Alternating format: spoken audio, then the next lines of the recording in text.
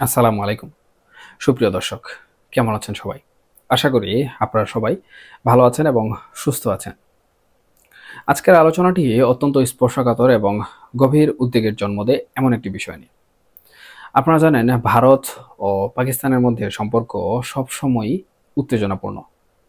কিন্তু এই মুহূর্তে যে আলোচনাটি সামনে আসছে তা হলো এই দীর্ঘদিনের বৈরী সম্পর্কের ছায়া এখন এসে পড়ছে আমাদের বাংলাদেশের উপর। অনেকের ধারণা পাকিস্তান এখন সরাসরি বাংলাদেশের মাটি ব্যবহার করে বা বাংলাদেশকে হাতের পুতুল বানিয়ে ভারতের বিরুদ্ধে নতুন কৌশল সাজাচ্ছে। শুরুতেই বলি, বাংলাদেশে সাম্প্রতিক সময়ে পাকিস্তানি কর্মকর্তাদের আনাগোনা স্বাভাবিকের চেয়ে অনেক বেশি। শুধু রাজনৈতিক বা কূটনৈতিক নয়, সামরিক কর্মকর্তাদেরও ঘন ঘন সফর দেখে মনে হচ্ছে ইসলামাবাদ আমাদের দেশকে যেন তাদের পুরনো পূর্ব পাকিস্তান হিসেবে ফিরে পেয়েছে বলে মনে করছে। এক সময়কার দূরত্ব মুছে ফেলে তারা নতুন করে সম্পর্ক তৈরি করছে, যার মূলে রয়েছে বর্তমান অন্তর্বর্তীকালীন সরকারের প্রতি তাদের কথিত ভারত বিরোধী মনোভাব। সবচেয়ে বেশি বিতর্ক তৈরি হয়েছে পাকিস্তানের শীর্ষ এক সামরিক জেনারেলের ঢাকা সফর ঘিরে। প্রধান উপদেষ্টা ডক্টর মোহাম্মদ ইউনূসের সঙ্গে তার সাক্ষাতের সময় প্রটোকল বা নিয়ম নীতি মানা হয়নি বলে অভিযোগ উঠেছে। প্রটোকল লঙ্ঘন করে সামরিক ক্যাপ পরে বা হাতে লাঠি নিয়ে এমন একটি উচ্চ পর্যায়ের সাক্ষাৎ করাটা কি আসলে বাংলাদেশকে নিজেদের অধীনস্থ প্রদেশ ভাবার ইঙ্গিত? প্রশ্নটা কিন্তু থেকেই যায়। এর চেয়ে বড় বিতর্কের জন্ম দিয়েছে প্রধান উপদেষ্টার পক্ষ থেকে জেনারেলকে দেয়া একটি উপহার। তিনি একটি শিল্পকর্মের সংকলন তুলে দেন তার হাতে, যার প্রচ্ছদে নাকি বাংলাদেশের একটি মানচিত্র ছিল, কিন্তু সেই মানচিত্রটি কোনো সাধারণ মানচিত্র ছিল না। তাতে বাংলাদেশের সীমান্তকে এমনভাবে বাড়ানো হয়েছিল যে ভারতের উত্তর পূর্বাঞ্চলের ৭টি রাজ্য বা সেভেন সিস্টার্সের অংশবিশেষকে বাংলাদেশের অন্তর্ভুক্ত দেখানো হয়েছে।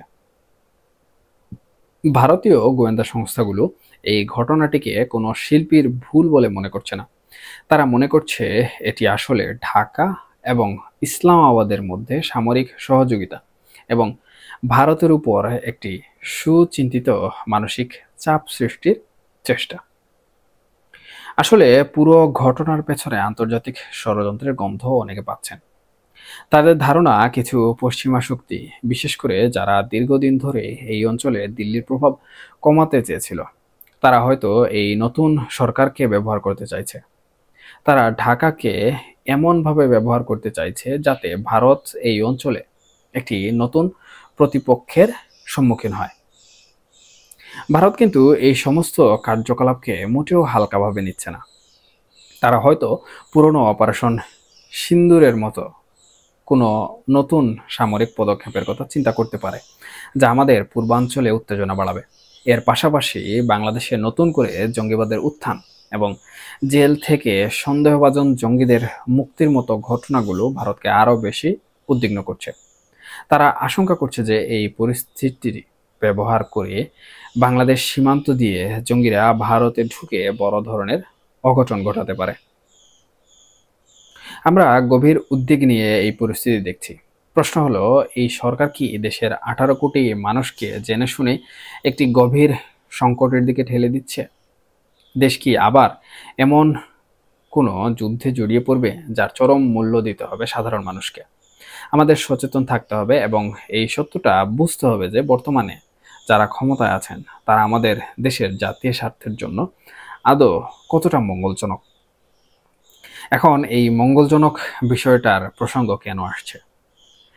দেখুন, আমি প্রথমে বলেছি যে ভারত কোনোভাবে কিন্তু পাকিস্তানের সাথে যে ধরনের বিষয়বস্তু ঘটছে সেই সকল বিষয়বস্তুগুলো খুব সহজভাবে মেনে নিবে না। অর্থনৈতিক সম্পর্ক কিংবা বাণিজ্যিক সম্পর্ক মেনে নিলেও এই যে সামরিক পদক্ষেপগুলো কিংবা বাংলাদেশের সামরিক বাহিনীর সাথে পাকিস্তানের সামরিক বাহিনীর যে সখ্যতা, সেই সখ্যতাগুলো কোনোভাবে মেনে নিবে না। এর পিছনে অন্যতম গুরুত্বপূর্ণ কারণ হচ্ছে ভারতের এই দক্ষিণ এশিয়ার নেতৃত্ব দেওয়ার একটি বিষয়। বর্তমান সময়ে আমরা দেখেছি ইতিমধ্যে কিন্তু ডোনাল্ড ট্রাম্প নরেন্দ্র মোদীকে বিভিন্নভাবে কনভিন্স করার চেষ্টা করেছেন, কিন্তু নরেন্দ্র মোদী কনভিন্স হননি। এর মানে কি দাঁড়ালো? এর মানে দাঁড়ালো আমেরিকার সাথে ভারতের যে বিদ্বেষ তৈরি হয়েছে সেই বিদ্বেষ কোনোভাবেই মিটমাট হবে না। এর কারণ আসলে কি? এর কারণ হচ্ছে ভারত এবং চীন এর পাশাপাশি রাশিয়া মিলে তারা চাচ্ছে একটি বৃহৎ শক্তি আমেরিকার বিরুদ্ধে তৈরি করতে। সুতরাং চীন ভারতের সবথেকে বড় শত্রু। ইতিমধ্যে চীনের সাথে ব্যাপক সীমান্ত সংঘর্ষ হয়েছে, যেটি আমাদের সবার জানা। তারপরেও কিন্তু ভারত চীনের সাথে তাদের যে বন্ধুত্বপূর্ণ সম্পর্ক সেটি পুনরায় জীবিত করার চেষ্টা করছে এবং ইতিমধ্যে জীবিত কিন্তু হয়ে গেছে। এর পিছনে সব থেকে বড় হাতিয়ার হচ্ছে রাশিয়া। রাশিয়া কোনোভাবেই আমেরিকার কর্তৃত্ব মেনে নিতে পারছে না। এই যে আন্তর্জাতিক একটি ভূ রাজনৈতিক খেলা, এই খেলায় ভারত এই দক্ষিণ এশিয়ার নিয়ন্ত্রক হতে চায় এবং তারা যে পরাশক্তির একটি শ্রেণীতে পৌঁছে গেছে, সেই পরাশক্তির যে দাপট সেটি তারা বিশ্বকে দেখাতে চায়। সুতরাং সেই হিসাবে কিন্তু ভারত কোনোভাবেই চাইবে না যে তাদের পার্শ্ববর্তী দেশ, এক কথায় ভারতের পেটের ভেতরে বাংলাদেশ রয়েছে, সুতরাং তারা চাইবে না যে বাংলাদেশের ভূখণ্ডের ভিতরে তাদের চিরশত্রু পাকিস্তানের কোনো ধরনের তৎপরতা, সামরিক তৎপরতা তৈরি হোক। সুতরাং এই যে সামরিক তৎপরতা, এই সামরিক তৎপরতা বন্ধ করার জন্য তারা যেমন বাংলাদেশের ভেতরে তাদের ইন্টেলিজেন্স যারা রয়েছেন তাদেরকে অ্যাক্টিভেটেড করেছে, ঠিক একইভাবে পাকিস্তানকেও কিন্তু তারা ব্যাপকভাবে আফগানিস্তানের সাথে একটি সংঘর্ষে লিপ্ত করে দিয়েছে। এই বিষয়গুলো থেকে একটি বিষয় আন্দাজ করা যায়, সেটি হচ্ছে বাংলাদেশে যেভাবে ঘটনাসমূহ ঘটছে বা যেভাবে ভারত বাংলাদেশের অভ্যন্তরীণ বিষয়বস্তু নিয়ে নাক গলাচ্ছে, তাতে মনে হয় যে পাকিস্তান যদি আরো বেশি আধিপত্য বিস্তার করার চেষ্টা করে বাংলাদেশের উপরে, বিশেষ করে সামরিক ক্ষেত্রগুলোতে ভারতকে কন্ট্রোল করার জন্য, তাহলে সেই বিষয়টি কিন্তু কোনোভাবে ভারত মেনে নেবে না। এবং ভারত যদি এই বিষয়টি মেনে না নেয় তাহলে এর ফলাফল কি হতে পারে? এর ফলাফল কিন্তু বাংলাদেশের স্বাধীনতা এবং সার্বভৌমত্বের জন্য হুমকি হয়ে দাঁড়াতে পারে।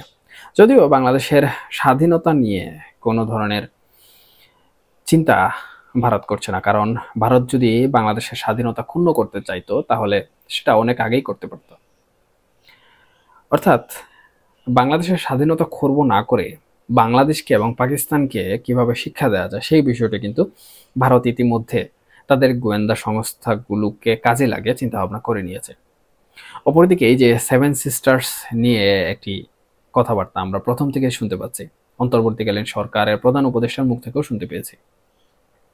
এই বিষয়টা কিন্তু ভারত সহজভাবে নিবে না এবং স্বাভাবিকভাবে নিচ্ছে না।